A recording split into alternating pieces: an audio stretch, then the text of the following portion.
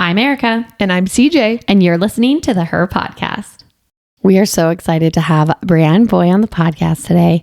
Breanne is not only a very talented makeup artist based here in Saskatchewan, but she's also one of our buddies. So she kind of had to come on. We go all over in this podcast, but we do start with me busting out my own makeup for her to go through. She tells me what to keep, what to toss. We go over what's trending right now, the tips and tricks she has for those who are getting ready for their bridal makeup or any other makeup in general. What I really loved and the biggest takeaway I heard from Breanne was that if you're having a problem with your skin, you got to go back one layer. Now, I know that won't make sense to you, but it will when you listen to this.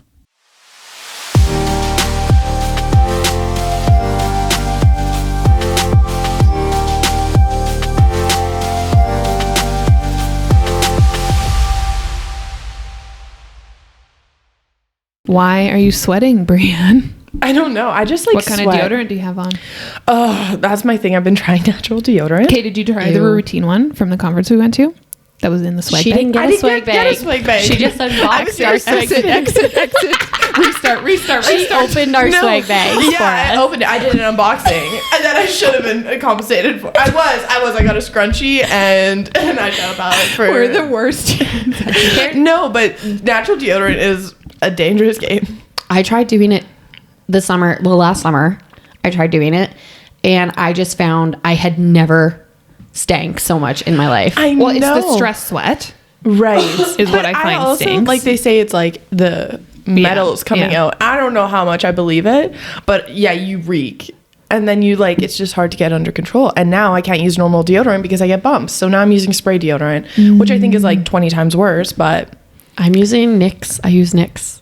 What do you mean NYX? Like the underwear? No, NYX. Nick. My husband. I use men. No, I did not that. Antiperspirant deodorant because there's like the difference, right? You shouldn't have antiperspirant. That's the stuff that makes you like stop sweating, right? Yes. Which is like the chemicals. Yeah, but deodorant. See, I used my husband's in Costa Rica and I got a chemical burn. What does he use? Are we going to put him on Spice? Oh, that's what Nick uses. She's taller than. What is up with me being the tallest one? Breanne, I think you've grown since I've seen you last. The hair. She's growing into such a big girl. Yeah. Okay, this episode's going to be wild because Breanne is not only an amazing makeup artist. Phenomenal. Let's build her up before we bring her. She is our friend. Yes. Yeah. And we've had the pleasure. I don't know by choice, but by force. For sure. By circumstance. We met Breanne. I mean, Breanne randomly worked for my mom. But other than that, we met for the first time. She's been working with us in our business as a model for one of our brands for almost 3 years. It'll be 3 years in the spring. Really? We should have an anniversary party. What's the really 3-year should. gift? I think it's leather. She's like, give me a gift. I already know. I already got it chosen out. I set it aside. Thank you. Here's a link. Link in bio. So we love Breanne and we had the opportunity to really get to know Breanne this fall. We took her as our assistant to a wellness retreat because we were like, we wellness retreat, and she delivered. We've actually told quite a few people how fun it was to have you. No, actually, and we talk about you quite a bit. We should probably not tell you that we talk about you quite a bit because you're just going to take that to your head. Oh, and be absolutely. Like, yes, please check out on that. Absolutely. But what was really funny when we were at the retreat, because she came and she was phenomenal. Like, you'd actually be an unreal personal assistant. Yeah, you would. I think so I would. Like she was Kim like, Kardashian or like an Erika. If you want to change like careers, we'll hire you for that. The fact that you just said Kim Kardashian and then me, I'm like, I am so honored right now. Because the egos are the same. Yes. The financials are different, but the egos, same level. And we love that for you, as it should. We love it. But she came and she was like, I gotta tell you guys this. So we like brought Breanne to do like content for us. Okay, we're like, Breanne, you come and like help us with content. Like, I did what? She's like, we're great. No, this girl's like packing my luggage. She's unloading our luggage. Getting CJ ice for her hurt foot. Like, just like being like, I was like, I need a room to nap in because we were podcasting our room, and she like gives me her room key and like.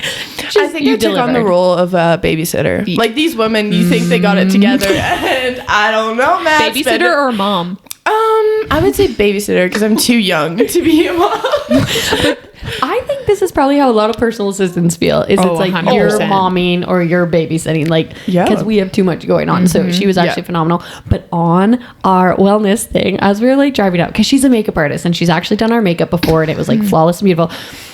Were we in the room or whatever, and we were talking about makeup, and she was like, I just want to go through your makeup and like I want to watch you guys put on your makeup because I like to watch other people and see what they're doing. And I told her what I was using, and she was like, what are you doing? We had a full argument about it because you don't believe me. I don't believe it. So I probably Are we surprised? No. I want to get into some actual, because I think makeup is a really intimidating thing for a lot of individuals, including myself. Yeah, I basically have faked it. Like I don't really know how to do makeup. I don't change anything. No, people think I know how to do makeup 20 years. because I put lashes on, and that makes people think I know how to do makeup, and I don't. And so I have pulled out what I typically use, like, and there's a few like things in there that I switch out, and I'm gonna let Breanne on air put me on blast. And let's audit it. Yes, what I actually want is to hear why you think I shouldn't be using something, and because I think this is gonna be interesting. Yes, I will say this is my guilty pleasure. Like, give me your makeup basket. I want to see it, or like I want you to apply it,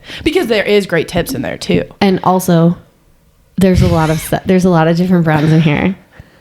She like tentatively is handing over the basket. Watch on YouTube. Breanne is anticipating. Okay. So wait, this is not bad. L'Oreal Infallible Pro set. That's not good. This was recommended to me by another makeup artist, so it's my setting spray. Yeah, it's a good setting spray. I feel like setting sprays, you really can't go wrong. If there's more alcohol in it, that's gonna like make it last a lot longer. Lots of things are fixing sprays, and that means like it will help melt the powders into the creams. And I love those. I use like the Morphe, or this is a great one. Wait, like there's a difference between the setting spray and the fixing sprays. Yeah. Well, like a lot of them, for it to be an actual like setting spray, it has to have like a lot of alcohol, and not a lot of people Which is get that drying? Yeah. But like that's what I use on brides and stuff like that to make it last the 12 hours. I feel like an everyday person, or if you're going out for a night out, this is like what you need. Like that's good. Oh, you're good. Okay. This is the one. No, stop. This is what we argue about. Okay, this is where I feel like you need to say what the product is. Yeah. Okay. And then go off on because people might not be watching. So this is what Erika and I argue about. Bare Pro 16-hour skin perfecting powder foundation. No. Why though? Because I think that powder, like, do you have the most oily skin in the world? No, I have like, I don't want to say this on air. I have really good skin. I know you do. So why are you like? Because when I went into Sephora, I was like, I need something over my face, and they were like, use this. Yeah. So I think you see trends in makeup, and you see trends in products, and trends were powders, and powders were everything. And I think the newest trend we're seeing is creams, everything, like cream foundation, cream bronzer, cream everything. And so now this would be considered untrendy. It could still suit you and your needs, but I would say no. And for a girl who likes trends. For a girl who likes trends, we're sitting in like the early 2000s. Which I feel is on trend. Okay.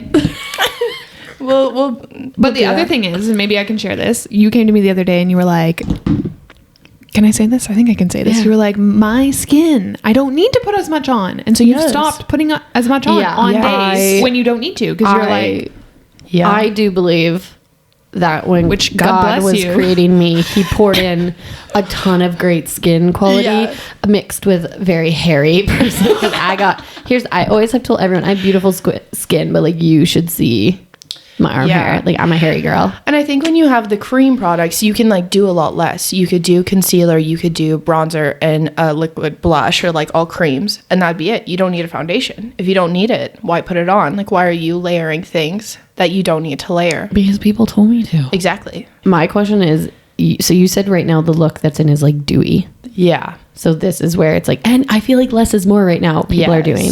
I feel like you see like Sophia Richie and Hailey Bieber and like these celebrities, and they're going really minimal on everything because they have great skin and they've invested in their skincare. So I think we're seeing a dialing back and more of an investment into skincare, into taking care of yourself rather than just packing it all on and covering it up. like proactive. Right. So you're saying take care of the skin and then you don't need a lot of makeup. Well, and I think that's a thing that people forget, right? Is there like, it's like, why are you wearing so much makeup, right? And maybe you love makeup. Right. But also makeup starts with skincare. Yes. And I think that sometimes people will be like, I have these problems with my makeup. Like my makeup looks so dry. Okay, but then why is your skin so dry? Right? It's like if you have the right products or you have like a tinted moisturizer and your makeup is still looking dry, I think you have to like go down a layer. If you're ever having a problem, I think I always like revert back a layer. Does that make sense? Yeah, okay. I like this. That's a good analogy. If your base isn't looking great, okay, what's like your skincare? Or if your eyeshadow isn't looking great, what's your primer? You know? Okay, so I don't want to go through all this, but I do want to get your opinion on one product here. Oh my God, how old is it? Does it smell? It's MAC lipstick. Okay, but this is like a tip because you said to us, yes, talk to us about the smell. I'm gonna let you say it. Okay, so I'm trying to find the product. I was telling the girls, oh my gosh, like I can tell, like that has to be 10 years. Like you're down to bullet on a MAC lipstick. We told her that we're gonna put her on blast. I'm not ashamed at all. I will take one for all the girlies who are learning. I saw a thing. I've been using this color as my blush. Oh yeah, for sure. Okay, see, if it's safe on your lips, it's safe on your face. I mean, I don't think MAC. I shouldn't say anything. I mean, I don't think MAC is clean. They're trying. They made efforts. Yeah, they have made. We're all for everyone's making inroads. So I have found that this is called Angel. The color is just like beautiful, and I use it as my blush, which is why it's down to this. It was not like I've been. You can see my nail has been in there, and I'm like. That makes sense. That makes more sense. Okay. But yeah, when I look at Friends' makeup collection, the first thing I do, and it sounds so weird, is I'll like smell it. Yeah, so I can like smell that it's like getting a bit old. If your makeup is starting to smell like your mom's makeup collection, mothballs. Yeah, it's getting old. Like there's just that note of like, I hate to say it, like Mary Kay, you know? Yeah. Breanne, my whole makeup case smells like mothballs. And on all of your makeup, there will be a lid. And it will be opened and it will say a number and then it'll say M. 12. So here on Erika's powder foundation, it says 12M. Mm-hmm. So that means it is good for 12 months and then it will expire. I do say you can make your makeup last longer if you use proper sanitation. Like you give her a little wipe once in a while, you spray her with alcohol, you can make it last. But yeah, well, like we could talk about how these have never been cleaned. But if you ever do too much, I always just say like take your foundation. I'm surprised you're brush. touching them. Well, she's just sanitize herself. She's holding one of my brushes that I'm gonna openly admit here I've never cleaned these. I know. But yeah, so if you ever feel like you've done too much with a cream product, because it is a learning curve, like anything with makeup. Just like go over with your foundation brush. Bob's your uncle. You're there. Okay, that's what I've been doing, so that's a good tip. Yeah. The last thing I want to ask you about is this brand. Tula. Okay, so I feel like this is like an Instagram ad brand. Yeah. Tula. This is the Tula Skincare Rose Glow Get It Cooling and Brightening Eye Balm. Hold it up so the camera can see it. That is a mouthful. I've used it. Okay.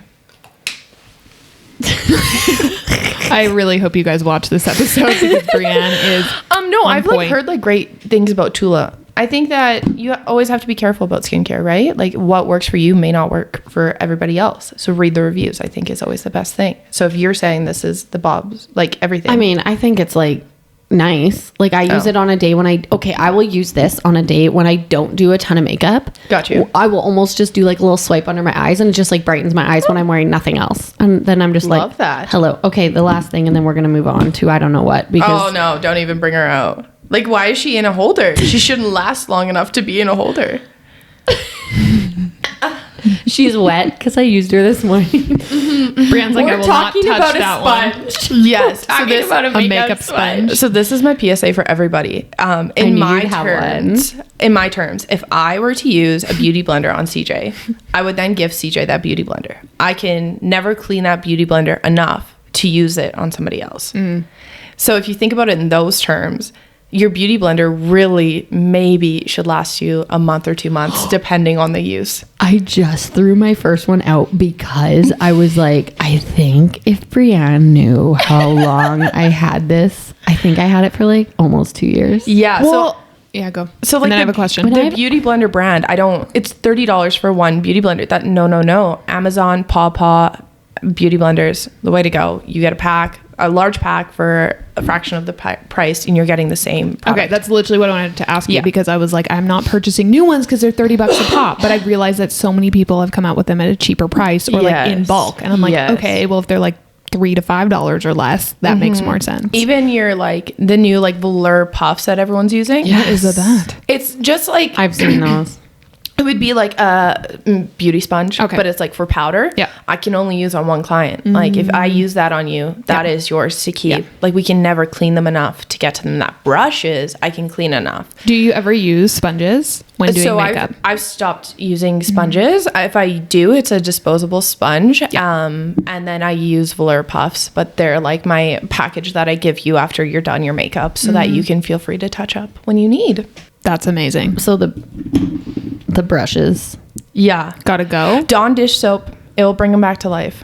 That is what I use. Dawn dish soap is antibacterial. And then spray it in alcohol? Yes, or does that dry them? Okay. No, I feel like you're good. Great. Thank you for going through. We didn't go through everything because I actually have You actually do have like a nice little collection. But this is not all. I love makeup. I love makeup so much, but I don't know how to use it. And so for years I would like buy blushes and not. The consumerism. Oh, I just love them. I love the colors. Brianne putting you on blast. But no, like I think the large problem with the beauty industry is the consumerism with it, and that the products don't have longevity in meaning their expiry times, which is whatever. But I also think that like the blush that I love is expired in a year. Yeah. So then I'm forced to go buy another blush. Yeah. Things like that, I think people can get wrapped up in. And I think it's hard when you hear somebody like me spouting my favorite products that you want to rush out and go buy them, but you don't necessarily know if they work for you because everything's online and digital, like Tula. I've never seen it in person, right? Oh, yeah. So it can get very consumery very quick. Well, and I find like there's like this one ad on Instagram. It's like Il Maquillage. Yeah, and it's like the whole thing. And I'm always tempted to try it. Yeah. And then I'm like terrified because I'm like, I can't color matte. Like it's not in stores. It's like all on ads and stuff, right? So I get that. Yeah. And I'm also like a firm believer that you can have great makeup and not have to spend $60 on a foundation. Like it's beautiful to have a $60 foundation. So what is a cheaper option? Let's talk about some of your budget friendly faves. So like for someone who needs a little more coverage, I feel like the Maybelline Fit Me foundation is fabulous. Can go on sale. It's great. Say that slower. Maybelline Fit Me foundation. Okay. That's the only thing I like about I don't like the concealers, but yeah. Anyways. Also for somebody like Erika who doesn't really need coverage, the e.l.f. highlighting wand, it like comes in a tube. You can spread it on your face when you don't need coverage. It just adds a beautiful glow. It's like basically I will prime and then I'll put that on all my brides first to just kind of give them that underglow when you don't need that coverage. You could just use that on a day. Okay, but like what about for the girlies who need coverage? Fit Me. Myself. Yeah, the Maybelline Fit Me I feel like is a great option. Okay. Yeah. There's a lot of foundations. Like I said, there's so many, and I've tried so many of them. I think one of the reasons or one of the things about being a self-taught makeup artist is I've tried a lot to like see where I can use it on multiple different people and have great results. And Maybelline Fit Me was one that I used when I first started for years. So.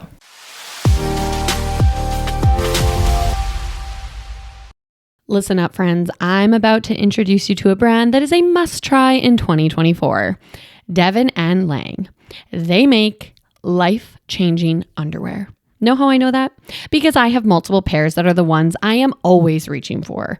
I currently have the bikini briefs, which are perfect for during the day, and also the boxer briefs, which are the best to sleep in. They're comfy, and I mean really, really comfy, and also super cute. They come in tons of fun patterns, but that's not even the best part. The best part is that you can get matching ones to your partner, which means they make the ultimate couple gift. Their men's boxer briefs are made from ultra soft modal and have their own patented front pouch design and frictionless inner thigh panel. And ladies, their underwear is also made from modal and comes in boxer brief, boy short, bikini, and thong style, so you have options, which we all love. I feel like these are going to make the cutest Valentine's Day gifts this year. It's fun and romantic, and because I can't say this enough, comfortable. Not only will your life be changed when you give them a try, but you are also helping to change the lives of people in your own community. Devin & Lang donates a pair of underwear to people in need across Canada for every purchase made. They have a set goal to donate 500,000 pairs of underwear within the next 10 years, and wouldn't it be fun to be a part of that goal? Well, you can. Just visit devinandlang.com to purchase yourself or a loved one a pair of life-changing undies. Oh, and because Devin & Lang is the best, they're giving her listeners a special discount code to use on their next purchase. Use HER15 to save at checkout. Visit them on Instagram to see what they're up to at Devin & Lang. That's DEVONANDLANG. Or head to their website, devinandlang.com, to see all their styles and designs. And don't forget to use the code HER15 to save on your next purchase.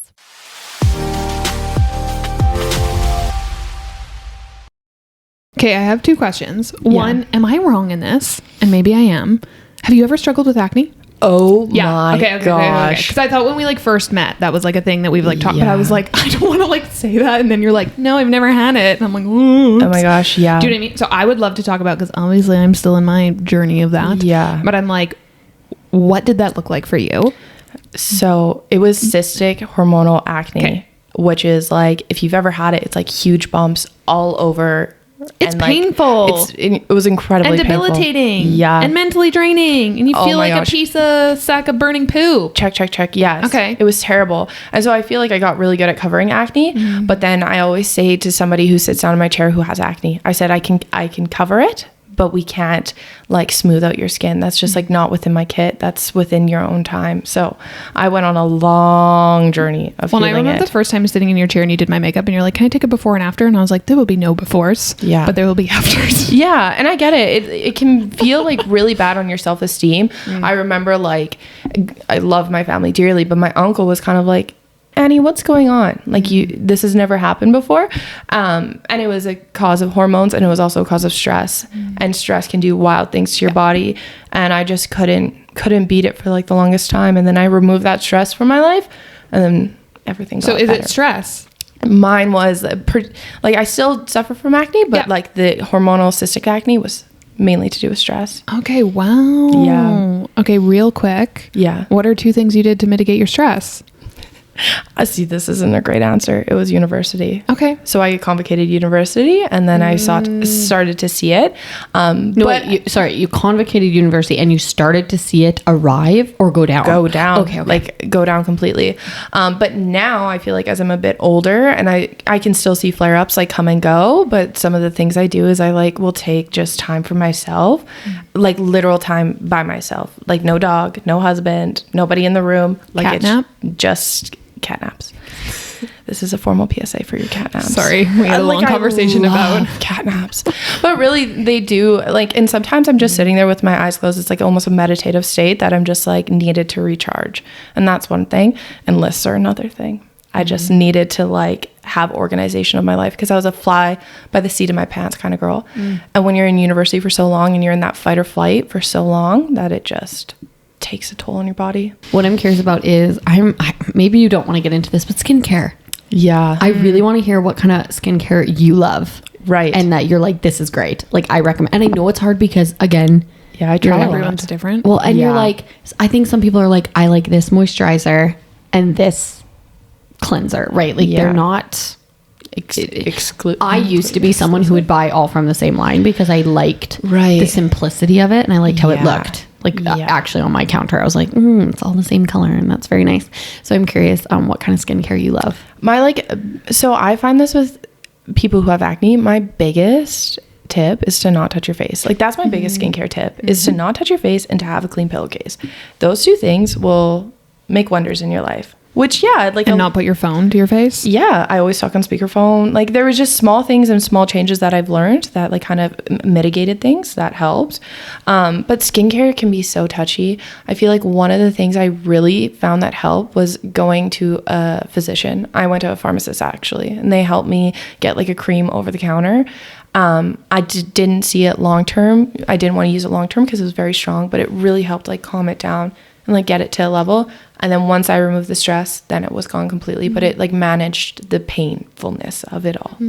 if that makes sense. But skincare now, wash your face for 60 seconds, drink your water. Double cleanse? A double cleanse. Yeah. If I'm wearing makeup, always an oil cleanser and then just like a cleanser.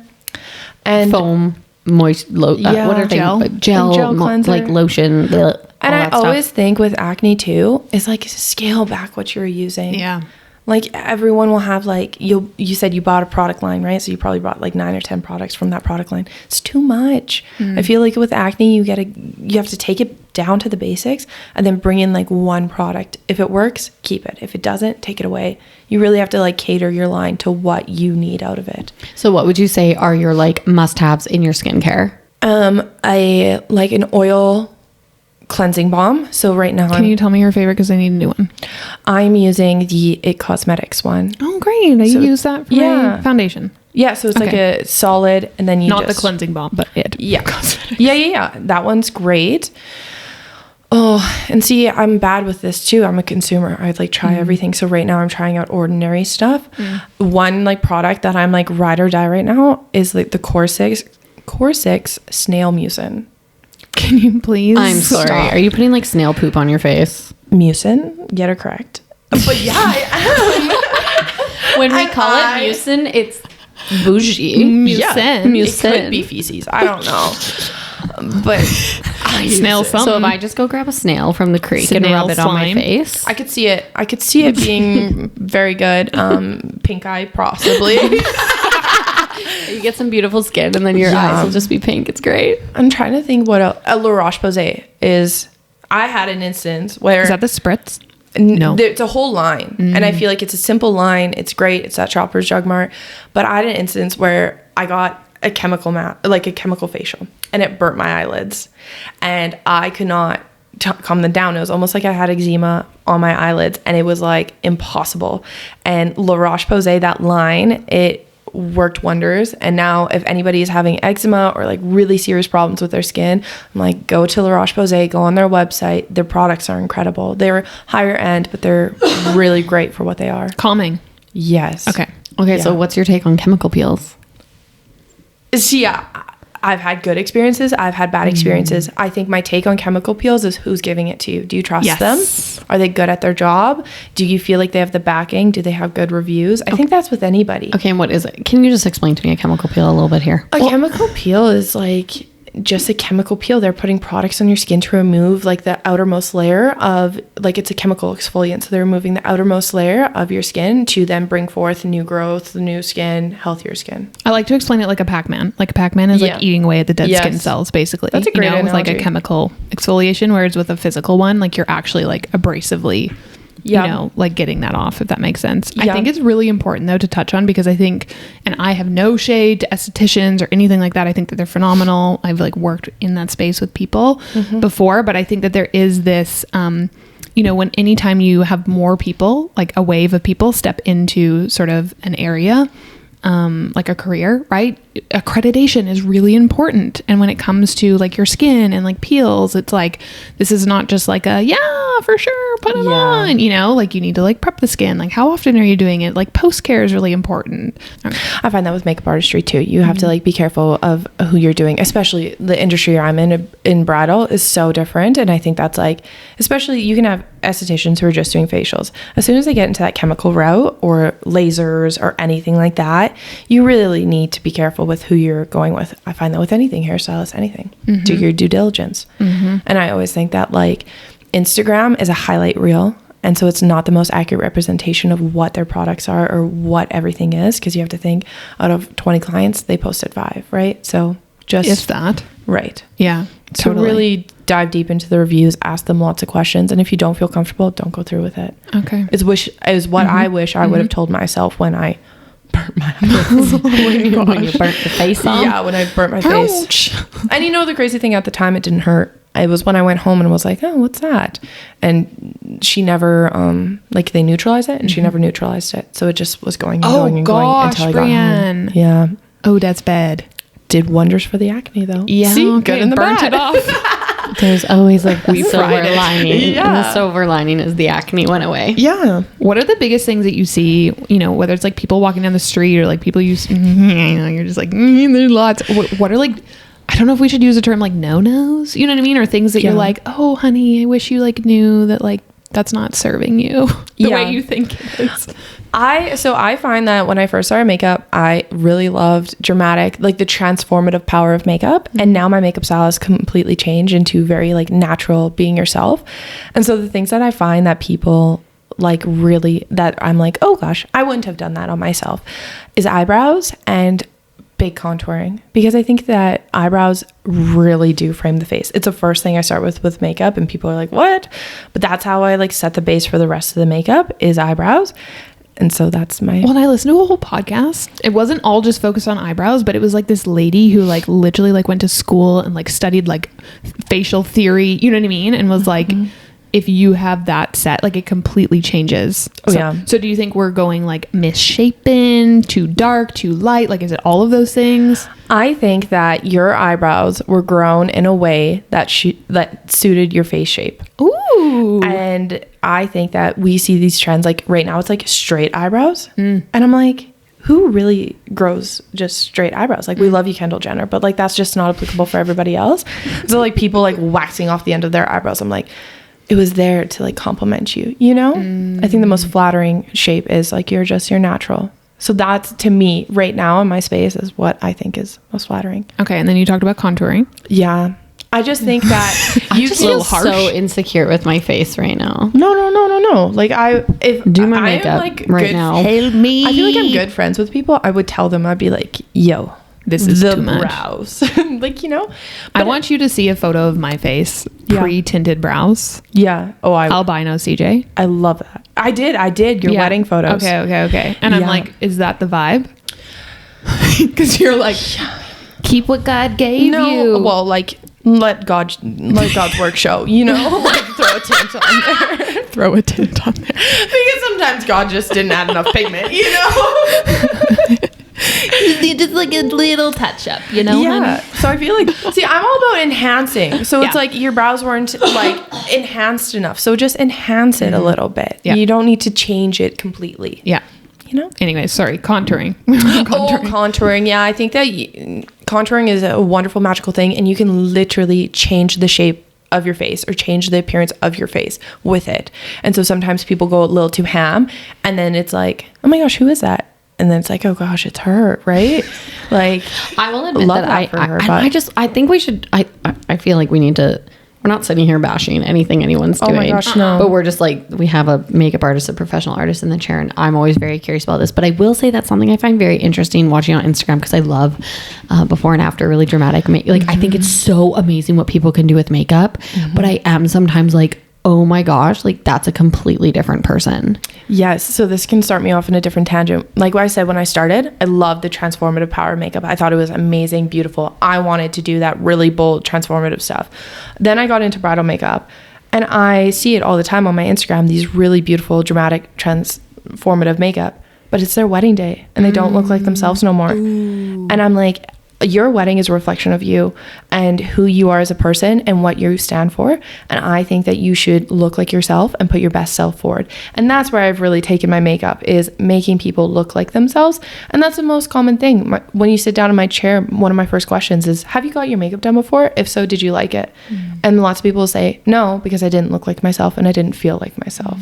You know? Oh, that's so common. Yeah. Because you're probably either like trying to follow a trend or like trying to like do something that, oh my gosh, that's amazing. Yeah. And the number one thing that people say, it was their eyebrows and they were contoured too heavily, is what, and I coaxed it out of them, is the normal things, and lips. So I would gravitate towards lip balm. I never thought I would say that, but. So you do lip balm on your brides? No. Them I forced to do lipstick. You're like, this is the cherry on top. I haven't evolved that much, but the bridesmaids. It's a journey. Yeah, it's a journey. I'm on it. But the bridesmaids, a lot of the time, I just find that they want a natural look. They want that Hailey Bieber look. And she's wearing lip balm like 9 out of 10 times. She has a whole company about it. So it's like, that's the look that they're wanting. And they're just wanting to feel comfortable with themselves. I wore a lip gloss on my wedding day that I've been wearing. I've not been wearing the same bottle. Thank you for that PSA. I want to just say, let's go look through our cabinet. I tried it for the first time at my brother's wedding 12 years ago, and I've been on that brand Love that. Mine, like, I still have it. Like, it's on repeat. And I wore that on my wedding day because I was like, That's so fun. This is what I wear. This is what makes me feel good. I know if I'm wearing a lipstick that's not a normal color, I'm going to be like all day fidgeting and touching it. Yes. And I think that sometimes some artists don't like it, that somebody will bring me their favorite product and they're like, can you please use that? Yes. We might have difference of opinions and products, right? I have to use the masses on my kit, but if you have this one product that you love, let's use it. Let's make you feel good about the things that are on your skin and that you're wearing, you know? So I'm curious because you've obviously really grown your business in the last little while. Yeah. Right. I actually saw a thing. I didn't realize you had like taken a course. To like, was that like a business course? It was. Yeah. Okay. I didn't think it was makeup. I thought it was business focused. Yeah. I'm really curious on how you've come to a place where you know your ideal client. It took me a long time. I feel like that's what you do when you first start your business. You try and branch out to everybody and you do everything and you do everyone. When I first started, I was doing makeup for $60, and anybody who sat in my chair, I was so grateful and so blessed for it. And then I really started diving into what makes me happy. Like, what do I not mind getting up at 4 a.m. every single weekend for? And it was the brides continuously. And so when I really parsed it down to what's going to fill my cup and what do I want to spend the foreseeable future doing, it was weddings, it was bridesmaids, it was brides, it was that ethereal look that just made me feel like I was doing my best work. And I stepped away from more of like the family photos and the boudoir and like them going out to a gala. I still do them, but that's not my ideal client. Like, you do my makeup if I asked. Yes, of course. She's like, with these products, yes, I just did clients for the Heart's Desire gala, and I loved it. And we had a great time. But the brides is what fills my cup every time I leave. Exhausted but happy. But you're even at a point now where you're like, I'm putting words in your mouth, so just like Tell me. throw them out. Let me tell you what you're doing. Tell me right now. Do it. I feel like you even gotten to a place where you're like, no, that bride isn't for me. Yeah. Okay. What has that been like? You know, I think that as you grow your business, you start to value your time and your energy. I think that it's something that I've been working through, that makeup was my side business, and it was kind of something that I didn't tell a lot of people about. It was just like something I did for me. And now that I've like growing and doing it, I want to have like the people who fill my cup and the people that I want to be around.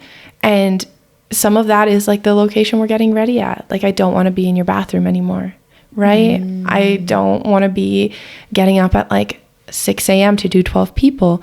I'll hire somebody else. You know, I want to do the bride almost every time. So it'll take somebody I really care about to ask me to come and help them, for me to help them. Oh, like even to go to another wedding. Yeah. And be like a sidekick, like not you're the main person. Yeah. And so now when I get inquiries, it's really, okay, where are you getting married? What's the time frame? How many people do you have? Does this fit what I want to be doing with my life? Well, because in the end, I think sometimes we've talked about this a little bit with people, is we talked about it actually earlier this morning on another interview. Like, you know, we're willing to do things for money, but I think it even gets to a place where like you putting makeup on someone's face is your product. It's your service. And you're like, the entire thing has to fit, or in the end, like the dollar sign at the end of the day, right? It's like, yeah, okay, great money, but I'm building a business and I'm building an experience, not only for others, but for myself in my business. Yeah. And that's really important. Otherwise you might not love your business anymore. Right. And I think one of the things too about being a bridal makeup artist is the experience. Like, I am there on probably your most important day of your life, right? So I want to get along with you. I want to have that banter with you. I hear so much that is like, Breanne added to the wedding day. Like, she was great. And it's because I so firmly believe in this. Your vibe attracts your tribe. And so I have so many amazing people come, and I am surrounded by so many amazing people because of the vibe I put out there. But I think it's important because on your wedding day, I don't want you to look back and think, oh, she just sat there and did makeup and talked to nobody for 2 hours. Like, no, I want it. How's your mom? Like, what does she do? Like, how is your job, your dog, like everything. And so I really value that connection. And so that's one of the things that I look for when looking for a client. I have a silly question. It's not a silly question, but like, I'm circling back to makeup, and I'm like, people get intimidated by makeup, or they either are like, oh my gosh, I love it, and just like go full-fledged. Eyeshadow. Oh my gosh, yeah.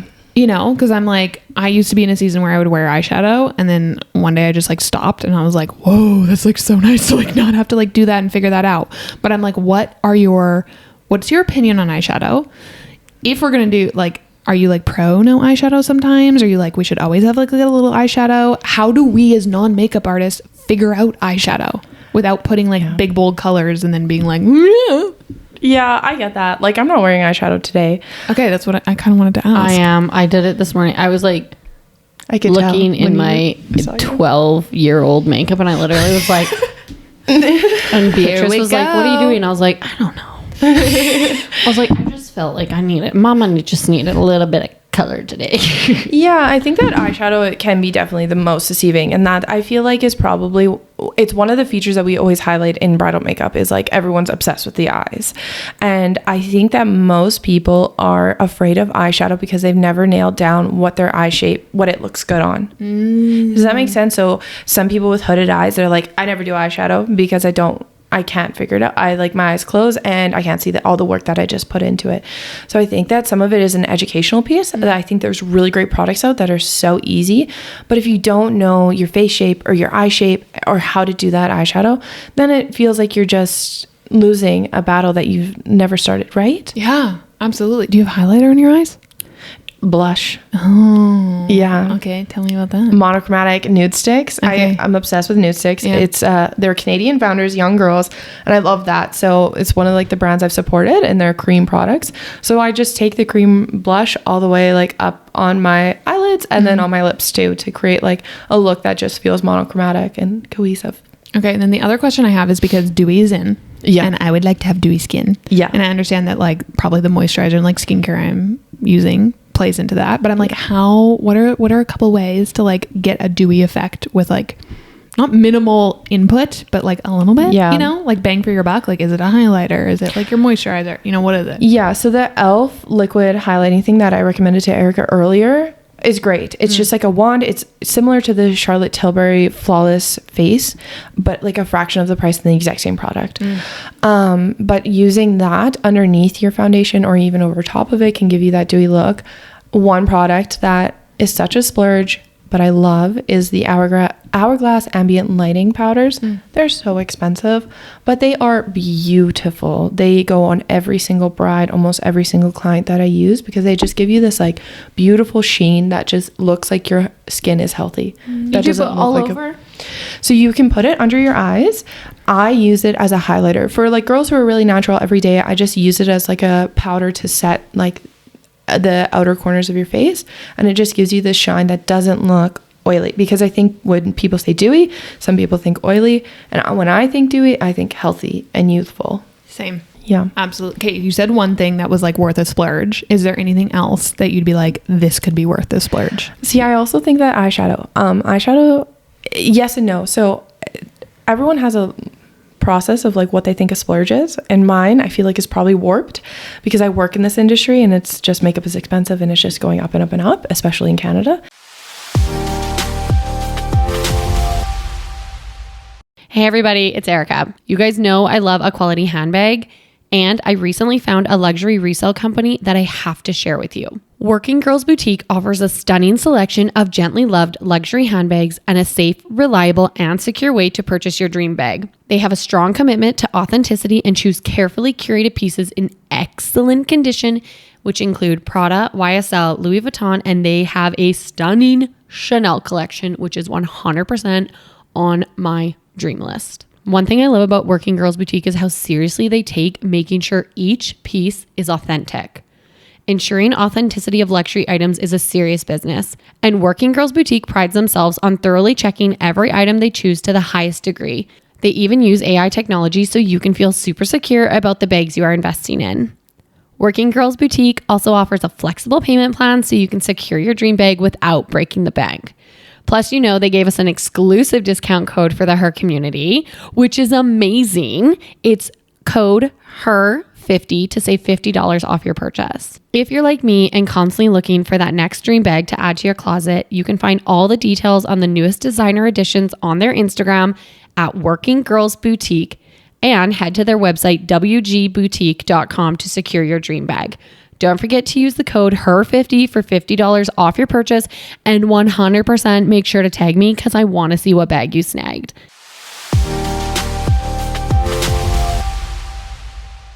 Morphe eyeshadow, if you were looking on the higher or like the high low end, Morphe eyeshadow, it will do you I used to call it Morphe. Morphe. All right, Yeah. Love it. Look, like you get great bang for your buck. If you're looking to ask for a Christmas present, Patrick Ta. You get 2 creams in the eyeshadows and then whole rows of eyeshadows. Some of shimmery, some are matte. He just came out with one that's like all matte. They're great products. I honestly don't think that you can mess it up. But a little goes a long way. With any eyeshadow that you use, Morphe or Patrick Ta, Makeup by Mario, layering is always key. And that's what I think some people can like get out of control with really quickly. Is too much layer? Too much, like you just, if I had a brush and I dabbed it, I would like tap it off. I always tap it off because little layers create a dramatic look. You never just go in with like one eyeshadow. As I say that, I have a blush and it just went on, but yeah. No, but I think that's the thing because sometimes I'll like get my makeup done. I was getting my makeup done for the fashion show last year. Yes. And first of all, I love getting my makeup done. I'm like, I could sleep. Like it's so peaceful. And as she was doing it, it was like tap, tap, tap, like a little bit on the eye and then a little bit. And I remember thinking like, how many colors is she using? Because she like kept going. And then of course it was beautiful and I looked unreal and shout out, that was like, perfect. But I have a tendency to just...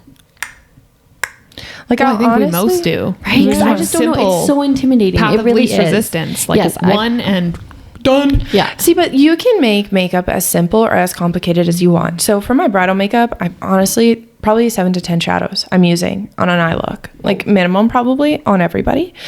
But like every day, if I was going to our photo shoots, maybe 2 shadows. Like you can really make it as simple or as like hard as you want. So when you're doing it and you're trying to just work out for it, start with the lightest shade, like a transition color, and you'd be crazy to see how much you can deepen it. So start with the little one, add some more and just pack it onto the outer corner, add some more and pack it on, and then you can do just one shimmer, and then you have a great look and you've done with 2 shadows.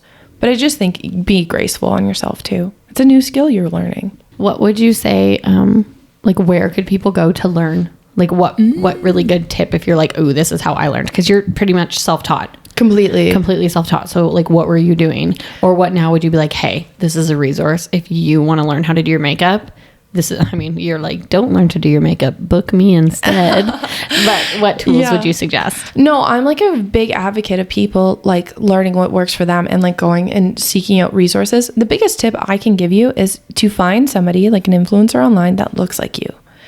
Oh, that's so smart, Breanne. Yeah, who has your similar eye shape. There's so many wonderful, beautiful people who do makeup, and find somebody who looks like you, has that similar eye shape, a similar skin tone, see what they're using, see what they're gravitating towards. When I was first learning, I watched multiple people because I was learning for multiple different face shapes, multiple different skin tones. And so I was trying to learn as much. For myself, I like narrow it down to somebody who looks like me, who I want my makeup to look like.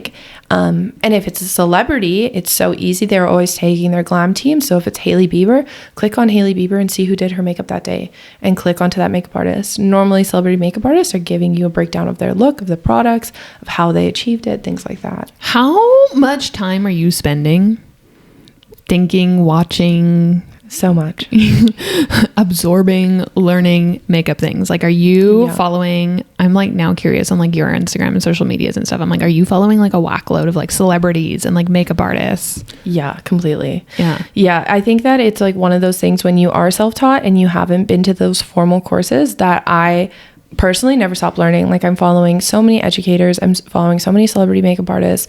I am like digging deep into what they're saying. Like lots of them have LTKs now, so any look that I'm like, what is that eyeshadow, I'm on the LTK. I would honestly like say link it to like know to know. Like to know. I could honestly say probably at least, oh my gosh, like 2 hours a day I like devote to either like practicing or learning from other people. Okay, I have 2 questions. Number 1, what celebrity makeup style, like if right now if you're looking at someone, are you like, this is the look? Because again, we've talked about like Hailey Bieber and we gave a little shout out to Kylie over there, and I'm like, if you're thinking of a celebrity and you're like, this look, this is the look, this is gorgeous. Oh my gosh, Well, maybe it's just like recent too, you know, like there's like just certain looks that stand out to me. Like I have one saved from Lucy Hale. She did like a beautiful red lip and just like it was so simple, like a beautiful red lip and a little pink shadow. I more aspire at their makeup artists and their styles. So like right now I really love Mary Phillips. Yeah, that was one of my questions was like, which makeup artist though? Like celebrity makeup artist are you liking? Yeah, I like Mary Phillips. I find that a lot of people, and this is like the problem we're facing with the kind of makeup industry or like wedding makeup artists, is that people see like Sophia Richie and Hailey Bieber and think they're not wearing anything. And jokes on you. They are wearing a lot. They've just done it in a way that's not. So I think that I'm staying away from the celebrities themselves because I think that they're giving unrealistic expectations of what you need to be wearing. So I like Mary because she's doing it in a way that's like really effortless and really chic. Okay, and here's my other question. Yeah. If you could pick one celebrity to do their makeup. Ooh. I mean, you've already done mine, so like, don't worry. Oh my gosh. Like if you could sit down and be like, yeah, this is and you would feel confident in doing it. Like I can do this. Oh my gosh. You know, I never really thought about that, which is kind of surprising because I'm a big celebrity person. I would probably say it would probably be like a Bravo celebrity. Like I'm a big Bravo person. Oh, Brynne Whitfield. I do Brynne Whitfield's makeup. I flippin' love her. I don't know who that is. You would be obsessed. I feel like she's like, she kind of reminds me from the show you reenacted for us at the wellness. Oh my gosh, that was so good. Yes, I do skits, I do bits. And she did one for us. Yes, it is iconic. So you're in the right genre, but no, she's a new Real Housewives of New York City, and she is just like this flirtatious single woman. She's just on the TSC podcast. Well, the name sounds familiar. Brynne? TSC, what is TSC? Oh, the Skinny Confidential. Yeah. I think she was just on a pod. I'm like, I keep going Brynne Whitfield. Yeah, she was just on. Okay. Oh my gosh, she was amazing. She's iconic. She's beautiful. Yeah, she's very. Stunning. I actually know who this is now because of the podcast. Look at that. Okay, so that's what you would do. Yeah, I love her. You talked about learning so much and how you're always constantly learning. What is something that you've learned recently? Oh, so I would actually, what I've learned recently is I've really like dived into my peers. Makeup artistry can be such a reclusive like job, and I think that you can get so caught up in looking and just like feeling compared to other people. And I've recently really dug into reaching out to them and saying like, hey, you did a great job, or hey, like, what are you doing here, or is this your same experience? And that's something that I've recently learned, that is okay to like say that you know more than me and I appreciate you and you're my peer and I want to learn from you. So that's something I've learned. Oh, that's beautiful. That's really good. That's so nice. Look at you, Breanne. XOXO, Gossip Girl. I want to know, please, to kind of wind things up here, I want to know what your nighttime and morning routine is, because I feel like, oh my gosh, I mean, I've seen a bit of your morning routine. But I want to know about the night routine, because also beautiful girl with beautiful curly hair, right? Yeah. This is someone who I've kind of learned a little bit of curly hair stuff from. Yeah. And so I want to know what your nighttime routine is. And then if you want to share your morning routine, you can. So my nighttime routine, I will take off my makeup if I'm wearing it. I will say I'm a very natural girl now, so I don't really wear makeup. But I'll take it off with a cleansing balm. You know, the whole kick-a-boodle. I'll wash my face, then I'll put my toner, hyaluronic acids. I'm using a buffet thing, so a little bit of retinol, moisturize. But I do that way earlier than people think. Okay, when do you do it? Like an hour or two before I go to bed. Because which is like what time? Spit it out. Like 10. Okay. Yeah. You're doing that at 10. Yeah. And then going to bed at midnight. 10 or 9, yeah. Ew. Breanne, that's so late. I come alive at night. I'm sure your husband is happy about that. No wonder we stayed up so late when we were with her. It was her. Yeah. You and I were like, I literally told you, I was like, I hope you guys know that like I will come alive. Like I think you said you have to kick me out. And then we're like knocking on her door at like 6 a.m. and we're like, hey, like ready to start the day? And she's like, no. Yeah, that's just like not my lifestyle. Brush my teeth, mouthwash. So I've recently started using a silk scarf. I'll like tilt my head up, I'll put my silk scarf on, and then I'll put my bonnet on. If people don't know what a bonnet is, it protects my hair so I can wear it curly for multiple days and like have that style.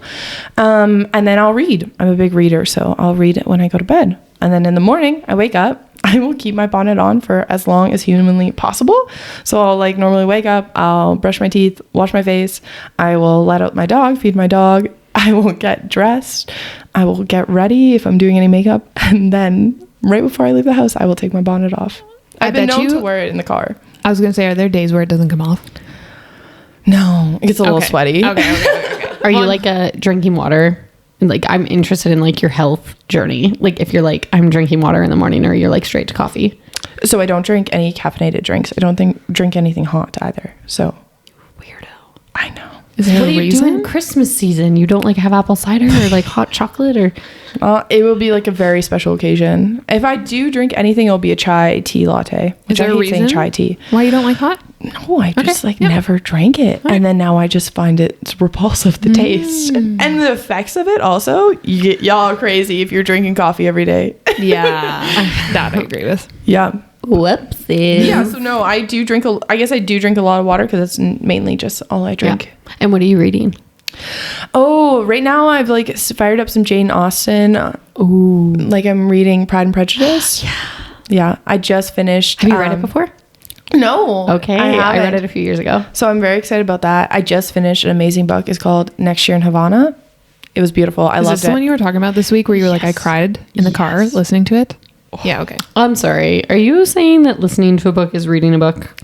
Oh my gosh, here we go, the debate. Yes, absolutely. I think it takes up the same mental capacity as reading it.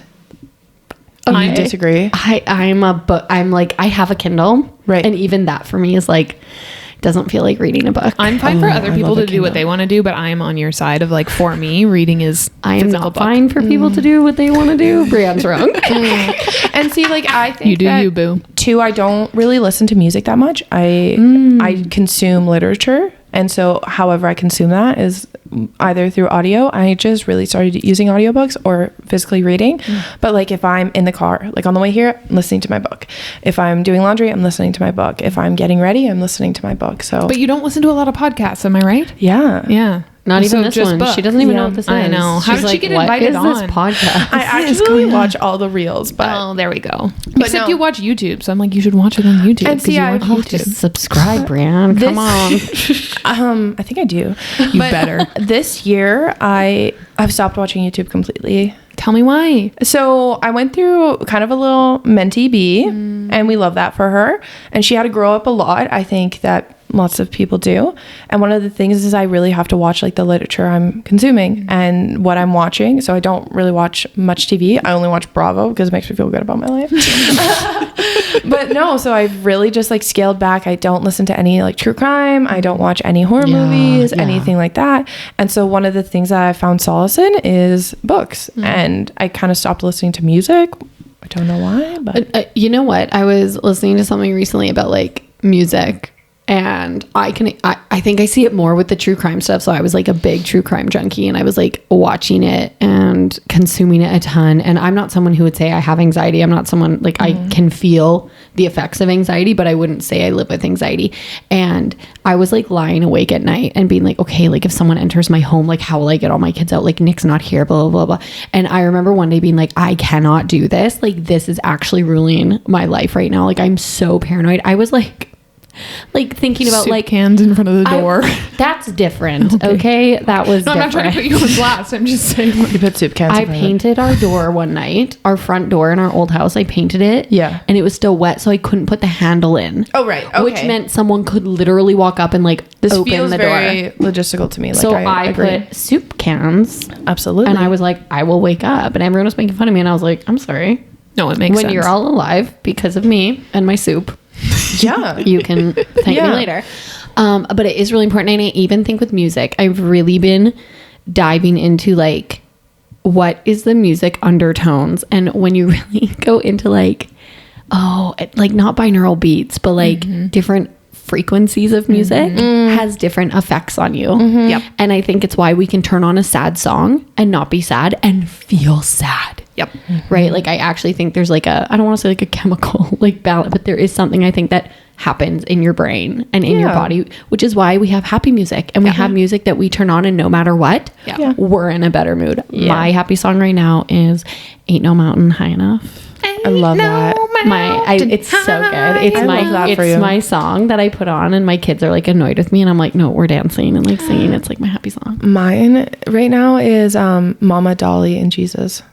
I don't know what that It is like, it just makes me instantly happy. I like love the message behind it. It just pumps me right up.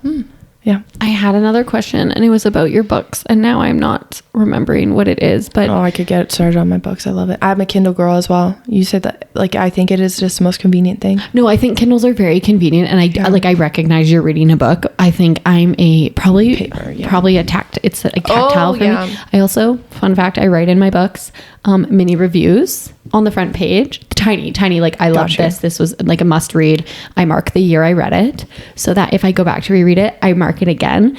Do you want to hear my morbid thing? Yeah. I have told Nick that if I were to die, like now, I would want, this is really cute. If anyone, don't steal my idea. I guess I won't know because I'll be dead, but I want all my books at like the funeral, and everyone can take a book. Okay, that's actually cute. And it would have like my little review in it. I love that. And like when I read it. Sweet. Isn't that I would take a book, I was like, Erika. well, I was like, Nick is going to be like, Nick Breanne walks out like freaking garage sailing. You're not going to take this? Yeah, I guess I'll take it. But do you know, because Nick wouldn't know what to do with all these books I read, but I write in them and I write little reviews, which is also why I like to like tangibly have them, because my friend and I were having this topic. This is so off topic. But when I was going through my little thing, I like just felt bad. I felt like I was buying things to replace my happiness. And we were having like a money conversation. I was like, I'm doing so well and I just don't know it. And she said, I think it's just because you're genuinely happy and you don't need to buy things to fill that void. And so one of those things is I bought books. And I like to have a big library, and it made me happy. And I recently just got rid of every single book I own. What? Yeah. I've kept, I think, 3 books. That's like a bit of panic inside of me, but continue. Yeah. I just felt like now I don't rely on objects to give me happiness. Okay. And so now I don't feel the need to have that. And so I recently bought a book because I haven't bought a book in like 2 years. And now I'm like, well, I could give it to somebody. I could give it away. And I thought it would be this huge thing. Yeah. And it really wasn't. And I thought it's like so interesting. I think it goes into like everything in my life now, like makeup, clothes, everything. I've become so particular about what I bring into my home because I no longer rely on it for happiness. Well, and I also think we just, especially not to put North America on blast, but we just like jam our homes full of so much stuff. And then we need storage units, and then we need more storage units and things and closets and, offsites, blah, blah, blah, blah, blah, for all of our stuff. And I'm like, the more stuff you have, the least amount of like mental real estate you have, right? And I'm just like, it takes up so much. And so I think I haven't gotten rid of my books, but like adopted a minimalistic lifestyle where I'm like, I just don't think people sometimes stop and think, and maybe they do, about like what they're bringing into their home. Oh, absolutely. I have gotten rid of books that I don't like. Yeah. So I buy books. So one of my favorite pastimes is to go into like an Indigo or a McNally and just browse and like pick up a book, usually because the cover is real pretty, read the back and go, I'm going to read this. And I will read it. And if it sucks, I actually give it away because I'm like, I want books, because I feel like for a lot of my friends, and maybe if they're listening, I'm like hey, what should I read? And then it's my favorite thing to go to my bookshelf and be like, read this. Please tell me what you thought, because I want to talk about it. Yeah. But I don't now have space for books that weren't good. Yeah. Like I'm like, no, this is not the vibe, is to just have a full bookshelf for the sake of having it. I'm like, if it was a bad book, this can be donated. And I actually wrote in a book how bad I thought it was when I donated it. I love that. I wrote my that review. Book is going to sit on the shelves for years. It's a beautiful book, which is why I bought it. It was stunning. It was one of the worst books I ever read. And I literally wrote in it, this is a terrible book. I just want you to know, like, before you read it, if you find this book, I found it to be very terrible, but like, best of luck. Yeah. May the odds be ever in your favor. Maybe you'll like it. It was a terrible book. Yeah, that's anyways. The worst. Okay, this was like a super fun conversation. This is a great brand. I know we could just keep going. This is the thing, because we're friends, and I think we'll have you back. Actually, I'm feeling like there's like more we can dive into a little bit about mental health and just like maybe like joy and happiness in life. But it really does feel like, from an outside perspective, that for now you have found kind of a path, right? And that it's just been really incredible watching you like grow, little baby. Thank you. I appreciate you too a lot. I think that one of the things I've learned is you need to surround yourself with amazing women, and you two are in that circle, and I appreciate you so much each and every day. I hope you guys know that. Oh my God, Terry. Do you appreciate me enough to let me do your makeup someday? With my makeup. Oh no. If we clean the brushes, I'll allow it. There you and go, no everybody. Sponge. No sponge. Okay. Absolutely no sponge. Let's wrap it up with I mean, you ended that so beautifully, just with like your happiness and all these things. But we always ask for a piece of advice that is your favorite piece of advice you've ever been given, or that you like to share with others.